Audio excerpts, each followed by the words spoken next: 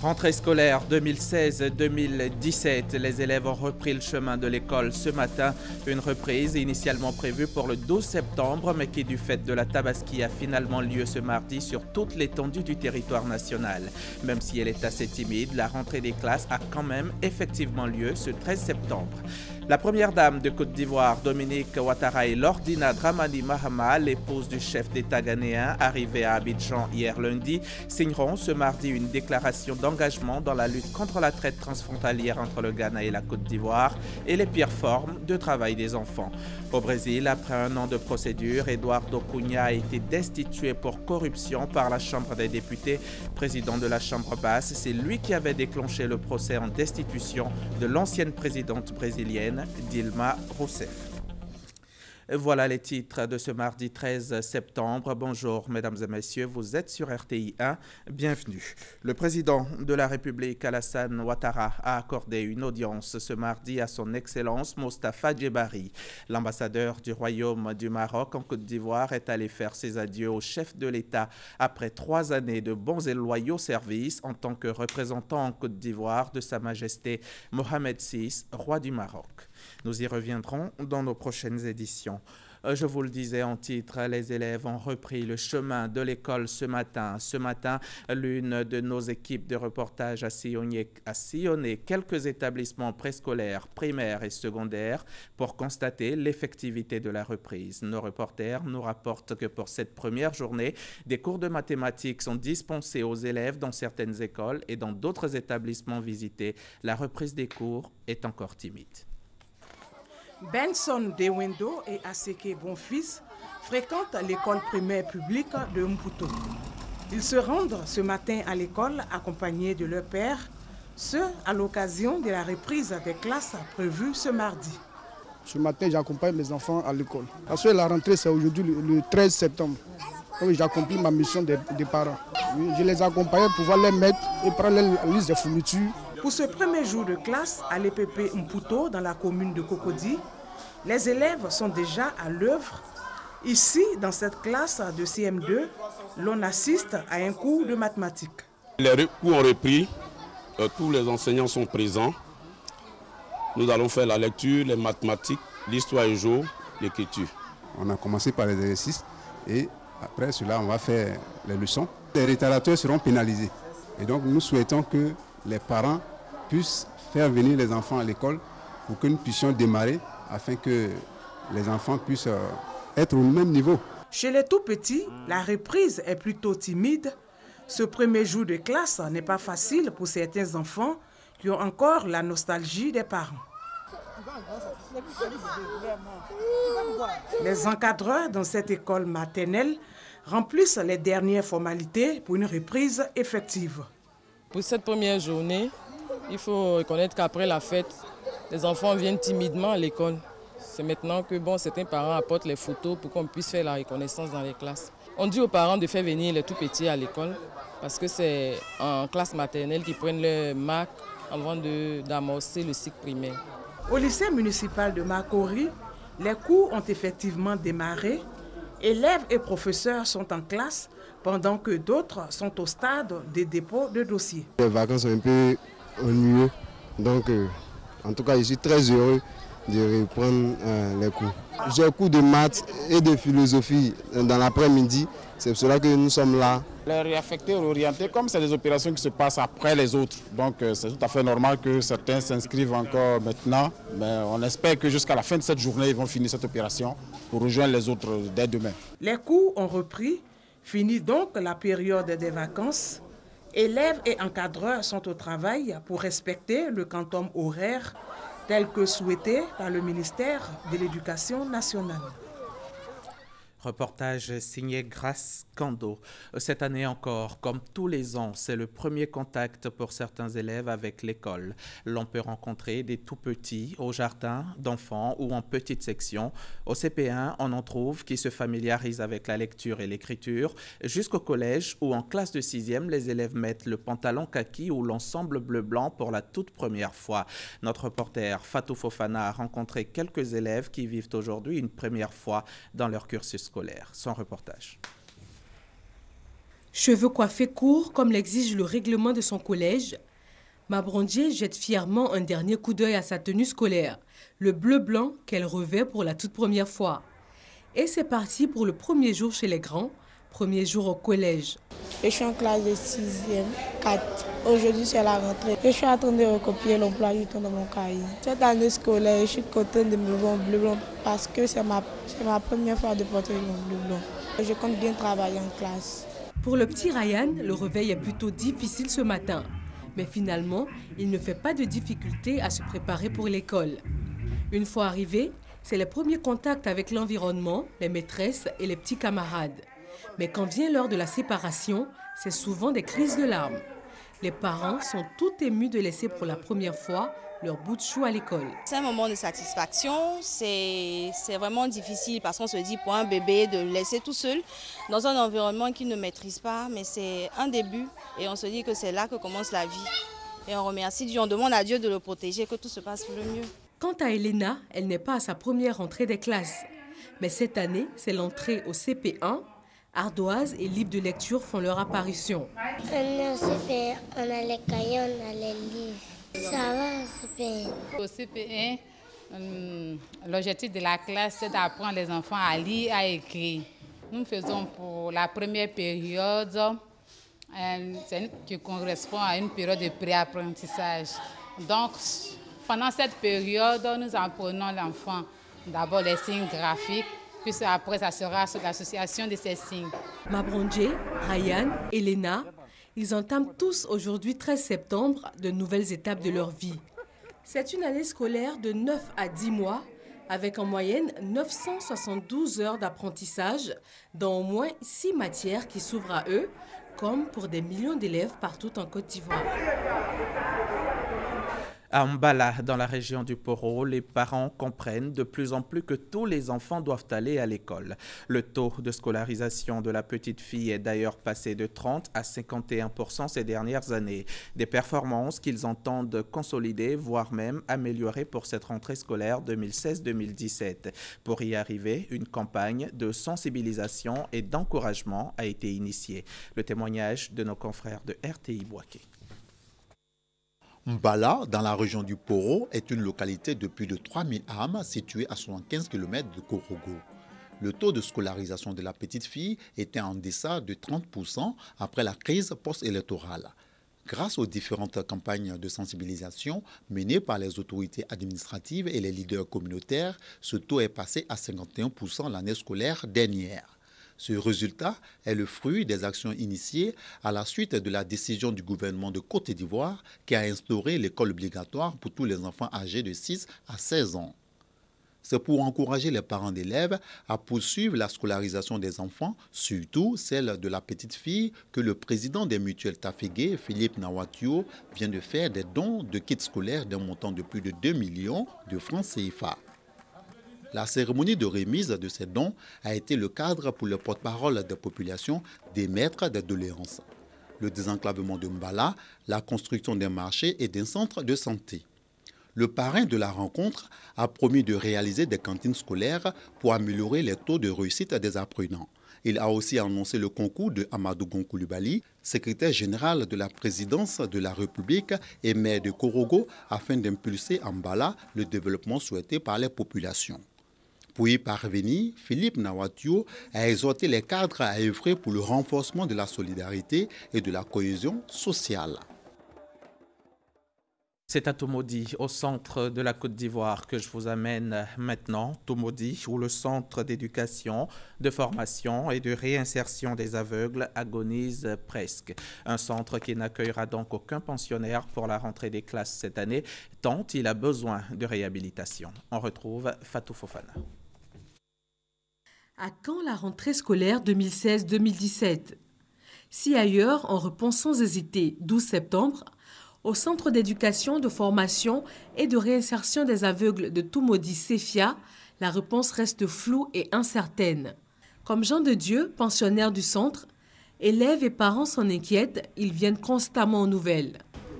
Allô? Ah, papa d'Ariane, comment ça va? Et ma fille, ça va bien chez elle? D'accord, la rentrée? Non, attendez un peu. rappeler de temps en temps. Actuellement, je ne sais pas encore. Pour comprendre cette incertitude quant à la rentrée de cette année, il faut revenir sur l'année scolaire 2015-2016. Elle s'est difficilement déroulée avant de s'interrompre sur un goût d'inachevé. L'année dernière, d'abord, c'était une année un peu triste. C'était difficile, on a frappé à toutes les portes, mais ça n'a pas pu. Donc, ça veut dire qu'en mars, on a dû fermer. Mais quand on a fermé, ceux qui ont plus perdu, c'est ceux qui étaient ici, les enfants du CP1 au CE2. Ils sont carrément rentrés.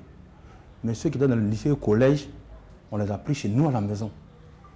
On les a partagés chez nous à la maison et c'est chez nous ils dormaient. Moi, j'avais 8 enfants chez moi à la maison, en plus de ma famille. J'étais obligée de le prendre, de le laisser, de le garder à la maison. Et puis, chaque matin, l'accompagner à l'école, puisqu'il est au collège catholique. C'est pas facile. Parce que les brailles, c'est pas facile. Nous qui ne connaissons pas les brailles, comment l'aider dans les signes, dans les études, comment, bon, ils posent des questions souvent, mais je réponds comment. Là où j'étais, c'est une tutrice, elle est prophétesse. Et il faut dire qu'à la maison, c'est pas trop ça. C'est pas comme au centre. En tout cas, j'étais le seul non-voyant. Et quand c'est comme ça, pour me déplacer, parce que l'école où j'étais avec la maison, je me déplace seul. Je vais seul. Donc, c'est pas facile. Les 39 élèves et pensionnaires du CEFIA vivent dans un environnement totalement inadapté. Nous sommes là dans le dortoir des garçons. Et vous voyez un peu les matelas, l'état des matelas. J'ai 10 lits superposés pour 38 enfants. Donc vous voyez que souvent ils dorment à 2, ou même d'autres se couchent dans les allées. Les salles de classe et les dortoirs sont obsolètes et sans plafond. Le volet médical, lui, n'existe pas. Même pas un pansement ou une bouteille d'alcool, encore moins un médecin ou une infirmerie. Si quelqu'un est malade la nuit là, même si c'est à 2 h du matin, je suis obligée de partir avec l'enfant à l'hôpital. Je dis au gardien, voilà, les enfants veillent sur eux, je mets à l'hôpital avec tel enfant. Et puis les plus grands là, ils sont non-voyants, hein, mais ils m'accompagnent. Ils se tiennent par la main et puis ils m'accompagnent avec le malade. Quelquefois, le malade qui ne peut plus rien faire, les enfants là prennent leurs camarades sur le bras et puis on s'en va. Puisque moi, je ne peux pas porter les enfants là au dos, ils sont grands. Les conditions de restauration ne sont pas meilleures. L'handicap, c'est qu'on a mis des grilles là. Maintenant, les grilles sont déchirées. Les grilles sont parties. Donc, quand les enfants de l'autre côté jouent au ballon, ou bien quand ce sont des enfants, s'ils lancent du sable comme ça, souvent ça verse dans leur plat et puis le plat est gâté. Je suis obligée de changer le plat. S'il n'y a plus de riz, il va aller se coucher comme ça. Ou bien il va payer de la ticket. S'ils sont en train de pleurer, là, ça fait pitié. Tu es obligé de t'efforcer pour leur trouver à manger.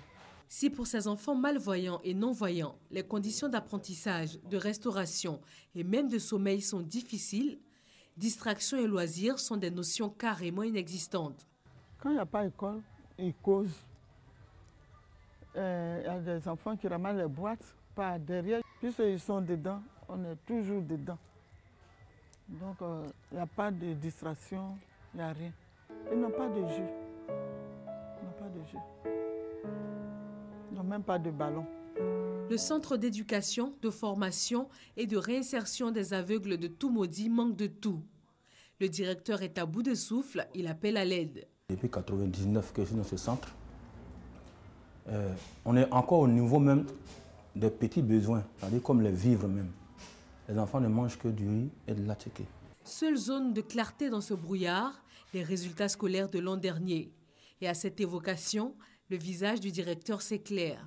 On a fait du 100% au CP, c'était 3/3.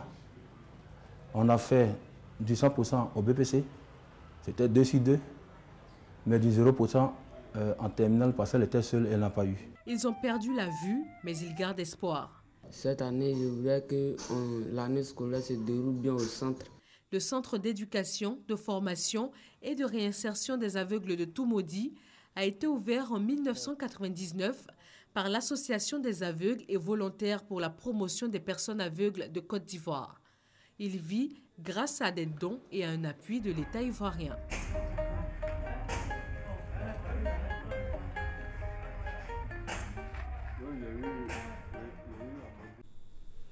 À l'invitation de Dominique Ouattara, la première dame de Côte d'Ivoire, Lordina Dramani Mahama, l'épouse du chef d'État ghanéen, est arrivée à Abidjan hier lundi. Et cette visite s'inscrit dans le cadre de la signature ce mardi par les deux premières dames d'une déclaration d'engagement dans la lutte contre la traite transfrontalière entre le Ghana et la Côte d'Ivoire et les pires formes de travail des enfants. Les précisions de Viviane Haïm. Dominique Ouattara à l'aéroport ce lundi à 13h pour accueillir Lordina Mahama, première dame du Ghana, dans le cadre de la signature ici à Abidjan mardi par les deux premières dames d'une déclaration d'engagement personnel pour lutter contre la traite des enfants entre le Ghana et la Côte d'Ivoire. C'est le lieu de saluer l'action du gouvernement ivoirien, ainsi que celle de la présidente du Comité national de surveillance, la première dame Dominique Ouattara, qui vise au final à verrouiller toutes les frontières de Côte d'Ivoire contre les trafiquants d'enfants. Après le Mali et le Burkina Faso, pays frontaliers avec lesquels la Côte d'Ivoire a signé des accords de coopération pour lutter contre la traite transfrontalière d'enfants, c'est à présent avec le Ghana que la Côte d'Ivoire se prépare à signer ces accords. Les experts ghanéens et ivoiriens sont à pied d'œuvre depuis ce dimanche 11 septembre. La Côte d'Ivoire et le Ghana sont deux grands producteurs de cacao et la commercialisation de leur production sur le marché international est menacée de boycott par les pays occidentaux à cause de l'utilisation d'enfants et d'adolescents comme main-d'œuvre dans les plantations de cacao. D'où l'importance pour les deux pays de signer ces accords de coopération qui vont leur permettre d'unir leurs forces pour traquer les trafiquants d'enfants qui vont d'un pays à l'autre pour effectuer leur sinistre commerce.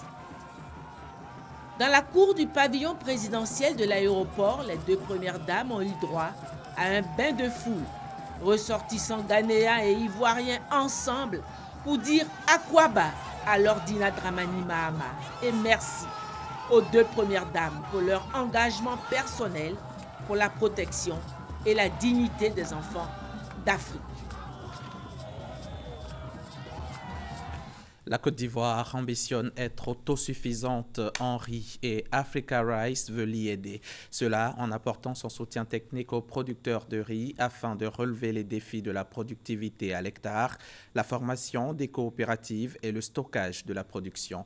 L'annonce a été faite par l'institution panafricaine lors de la 40e session ordinaire de son conseil d'administration qui a eu lieu en fin de semaine dernière, ici même à Abidjan. Francis Boifo.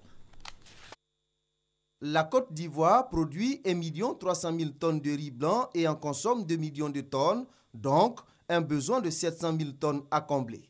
À cela s'ajoutent des défis en termes de productivité à l'hectare, de formation, de financement des projets et de stockage du riz. La 40e session ordinaire du conseil d'administration d'Africa Rice a décidé de soutenir la Côte d'Ivoire. Le pays abrite le siège de l'institution panafricaine. Développer des produits, des technologies, des semences de qualité. On compte aussi développer des bonnes pratiques, des méthodes qui nous permettent d'augmenter le rendement des différentes variétés de riz. On compte à travers des mécanismes d'organiser les acteurs autour de la chaîne de valeur. Des actions qui aideront le gouvernement à relever le défi de l'autosuffisance en riz. Mieux, de devenir plus tard exportateur de riz. La contribution des experts et chercheurs d'Africa Rice est très attendue. Nous avons demandé à Africa Rice de faire une synergie des compétences et que les universités pourront développer des formations au niveau des licences professionnelles, au niveau des masters pour former donc des spécialistes sur toute la chaîne de valeur. Le continent africain consomme 26 millions de tonnes de riz par an alors qu'il n'en produit que 14 millions de tonnes. Comment combler le manque? Les experts, eux, misent sur la recherche. La Tabaski, c'était hier lundi. Les musulmans de Côte d'Ivoire, à l'instar de tous les autres du monde entier, ont célébré l'Aïd el-Kébir, la fête du sacrifice. Après la prière et l'étape de l'immolation du bélier, c'était celle du repas en famille ou entre amis. Notre reporter, Eric Goré, lui, revient d'Agboville, où il a célébré la Tabaski dans une famille musulmane. Un vrai festin, comme il se plaît à le dire. Brofoué, lui, est professeur de français à Divo. Il est chrétien. Pour cette fête de Tabaski, il s'est rendu à Ano, village situé à 25 km d'Agboville, répondant à l'invitation de la famille Sawadogo, une famille musulmane. Comme on le voit ici, les femmes s'activent à la cuisine pour régler les derniers détails afin de réserver un bon accueil à l'hôte du jour. Au menu, différents plats. Brofoué, lui, n'est pas surpris par cette invitation de la famille Sawadogo. Il est habitué. Chaque fois qu'il y a la fête de Tabaski, avec ces amis-là, nous partageons et communions ensemble, parce que c'est ce que demande, n'est-ce pas, la religion. Et quand il y a la fête chrétienne également, nous les invitons et puis ensemble, nous nous amusons, nous rions, nous mangeons. Tout est fin prêt. On peut maintenant passer à table. Les choses sérieuses vont alors commencer. Moussa est un membre de la famille Sawadogo. Il donne ici le sens de ce geste. Chaque année, quand il y a une fête de Tabaski, nous invitons les non-musulmans, tout le monde. Nous partageons le repas ensemble. Juste à côté de la famille Sawadogo, des jeunes musulmans et chrétiens se sont cotisés pour faire la fête. Ils veulent montrer que dans le village d'Ano, la jeunesse est solidaire. Avec le peu de moyens, les jeunes de cette localité ont passé de bons moments en cette fête de l'Aïd el-Kébir. Bonne digestion à vous donc, Eric Goré. Donc, c'était donc le repas, le partage du repas en famille, entre amis, et que l'on soit riche ou que l'on soit pauvre, la notion du partage étant essentielle lors de cette célébration. Mouton et un bœuf au menu de la fête de la Tabaski chez les Souro dans la commune d'Atekoubé. De quoi réunir la grande famille et les amis. Dans cette ambiance, musulmans et non-musulmans communient ensemble. Tout ce beau monde est bien servi. Tout le monde vient manger. Moi, ma famille élargie. J'ai un côté à Bouré, Agni d'Adiaké. Et mes cousins d'Adiaké se sont mariés à Assini, Mafia. Tout le monde vient. Nous sommes là pour le moment, on fête ensemble. Mon fils qui travaille, ses collègues sont là. Ils sont 16. Après la prière, l'imam Nouméité de la mosquée Aga a rejoint son domicile. Ici aussi, le guide spirituel a sacrifié à la tradition. Il a surtout fait des bénédictions pour la Côte d'Ivoire. On a réuni toute la famille, qui sont de loin comme de proches. Nos familles qui sont à Bobo, qui sont à Yopougon, qui sont à Adjamé. Vous voyez, nous sommes nombreux dans la cour. Ils sont venus, on a fêté ensemble. On a fait des bénédictions pour la famille et pour la communauté musulmane et tout entier de Côte d'Ivoire. Konaré Bintou n'a pas acheté de mouton faute de moyens. Mais l'Aïd el-Kébir symbolise aussi le partage. Des voisins lui ont offert de la viande pour agrémenter la fête. Je fais à manger pour toute la famille, je partage avec tout le monde. Bon, comme j'ai pu sur place faire la marinade, donner aux enfants, ils ont fait la viande braisée. Maintenant, je partage.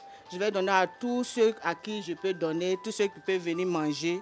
Je leur fais à manger parce que c'est la fête. Comme Bintou, beaucoup de familles ont célébré l'Aïd el-Kébir malgré tout. À défaut de mouton, l'on se contente de viande de bœuf et de poulet. Malgré on n'a pas tué de mouton, on a fêté, on est à l'aise avec toute la famille. On est content. Vraiment, je demande à Dieu pour que l'année prochaine nous trouve en bonne santé. Les musulmans de Côte d'Ivoire, dans leur globalité, ont célébré la fête de la Tabaski. Riches ou pauvres, les vœux de paix, de cohésion sociale, de bonheur et de prospérité des uns et des autres ont convergé vers Allah. C'était un reportage de Davis Oyo et Serge Coléa. Les enfants musulmans, eux, comme chaque année, prennent d'assaut les supermarchés le jour de la Tabaski. Qu'ils soient accompagnés ou non par des adultes, ils parcourent pour certains plusieurs kilomètres pour se retrouver entre amis, souvent autour d'une glace, souvent pour juste le plaisir. Le constat est signé Davis Oyo et Franck Quadio. C'est la période de l'année où il peut tout se permettre. Ibrahim, 12 ans, visite chaque année à la Tabaski les supermarchés. Acheter sa glace et ses croissants, un moment privilégié. On est quitté à la grande mosquée d'Atoban. On s'en s'amuser, on paie les glaces, on paie les bonbons, on paie les biscuits. On vient à la maison avec. Marcel et Siriki accompagnent Ibrahim. Tous les trois à pied parcourent de longs kilomètres avec l'autorisation, disent-ils, de leurs parents. De nombreux enfants, seuls ou à plusieurs, envahissent à cette période les grandes surfaces. Leur point commun, ils sont rarement accompagnés par leurs parents. Je suis arrivé ici avec mes amis. On est venu s'amuser. On se tient bien la main, personne ne se perd. Des risques encourus pour réaliser ce caprice, certains échappent à la vigilance des parents, d'autres disent avoir leur caution. J'ai demandé à mon père et ma mère et ils m'ont remis l'argent. Ça fait plusieurs années aussi que j'arrive ici. Des parents nombreux, d'ailleurs, à déplorer cette situation. S'il faut laisser ton enfant sortir seul, c'est que dis-toi qu'il est à l'insécurité. Surtout à des endroits pareils, un supermarché c'est rempli, c'est bourré. Donc il faut toujours faire accompagner l'enfant d'un de ses parents. Bon, si les enfants ne sont pas accompagnés, ils peuvent se perdre. Et ça, ce n'est pas vraiment intéressant. C'est la fête, il faut vraiment trouver quelqu'un qui va accompagner les enfants. Pour s'amuser, c'est intéressant. Moi, je suis venu accompagner mes enfants. Face à la présence massive des enfants lors des fêtes de Tabaski, les agents de sécurité dans les supermarchés disent prendre quelques dispositions. Faire de telle sorte qu'ils ne soient pas dessus de nous. On leur demande ce qu'ils veulent exactement et comme ça on les indique. Ils peuvent arriver par moment où ils prennent des articles, ils essaient de goûter d'abord et si ça ne lui convient pas, ils jettent ça. Et donc, bon, c'est vrai, c'est des pertes pour la société, mais bon, on nous demande d'être docile envers eux. L'Aïd el-Kébir, un moment festif qui n'occulte pas davantage de prudence, un accident est si vite arrivé. Tout comme à l'intérieur du pays, la fête de la Tabaski a été célébrée dans plusieurs communes du district d'Abidjan. Nos reporters ont sillonné quelques mosquées et autres lieux où les musulmans se sont rassemblés pour la prière. Leur compte rendu. Fête musulmane la plus importante, l'Aïd el-Kébir, a été fêtée à Songo-Agban comme partout en Côte d'Ivoire. L'imam Yacouba Sidiko, dans son sermon, a invité la communauté musulmane à prôner la fraternité, la paix et surtout l'amour du prochain. En cette veille de référendum, il a invité tout un chacun à la sérénité et à formuler des bénédictions pour la paix en Côte d'Ivoire. Il a également incité les fidèles musulmans au partage comme le prône l'islam. La fête de l'Aïd el-Kébir à Songo-Agban a vu la participation des autorités politiques, administratives et coutumières. À Adjamé, Bromakoté Sud, la mosquée Majridine Nour a abrité la prière pour la Tabaski. Cette célébration, dont la symbolique représente le bélier sacrifié par Abraham à la demande d'Allah en lieu et place de son fils. Cette obéissance, l'imam Bamamadou l'a recommandé aux fidèles et en union de cœur, il a aussi dit à la communauté de prier pour la cohésion sociale en Côte d'Ivoire. Cela ne peut se faire, selon lui, que si la paix est une valeur partagée par tous fidèles musulmans. Fête de la Tabaski à Bingerville. La communauté musulmane dans son ensemble était l'hôte du mouvement. Un Bingerville nouveau parrainé par Aïn Jean pour prôner l'esprit de partage. Un repas dit le mouton de la fraternité a été offert gratuitement à tous les musulmans de Bingerville. L'actualité, c'est aussi le Brésil où, au terme de près d'un an de procédure, Eduardo Cunha a été destitué pour corruption par la Chambre des députés. Un vote massif, 450 voix contre 10 et 9 abstentions. Président de la Chambre basse, il était devenu la bête noire de l'ancienne présidente brésilienne Dilma Rousseff pour avoir déclenché son propre procès en destitution. C'est sur ces images que je vous dis au revoir. Merci de nous avoir suivis. Merci de rester sur la chaîne qui rassemble.